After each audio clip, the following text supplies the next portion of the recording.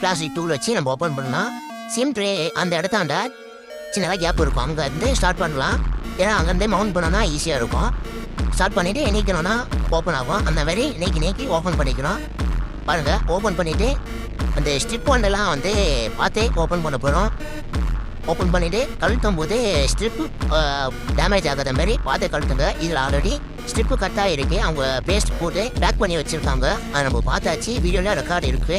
நம்ம கஸ்டமர்கிட்ட கேட்டதுக்கு அம்மா ஒர்க் ஆகாது, இது நாங்கள் அப்படியே தான் யூஸ் பண்ணிகிட்ருக்கோம் அந்த மாதிரி கஸ்டமர் ஃபீட்பேக் சொன்னாங்க. இது சேஞ்ச் பண்ணலாமான்னு கேட்டதுக்கு இல்லை பட்டன் மட்டும் ஒரு கலப்பு தான் அப்படின்னு சொன்னாங்க. அதனால் நம்ம அதை விட போகிறோம். நெக்ஸ்ட்டு பேட்ரி கழட்டிக்கலாம். பேட்ரி ஃப்ரெஷ் பேட்ரினா ப்ளூ டைட்டாக இருக்கும், அந்த டைமில் ப்ளூ ரிமவர் இல்லை டின்னர் அப்ளை பண்ணி கழட்டலாம். அப்படி இல்லைனா ஆல்ரெடி ஓப்பன் பண்ண பேட்டரினா ஜஸ்ட் பேட்டரி ஓப்பனர் வச்சு நார்மலாக அப்படி ஒழிச்சனா வந்துடும். பார்த்து ஹேண்டில் பண்ணுங்கள். என்னோட ஆல்ரெடி நான் போஸ்ட் பண்ணேன் வீடியோஸ்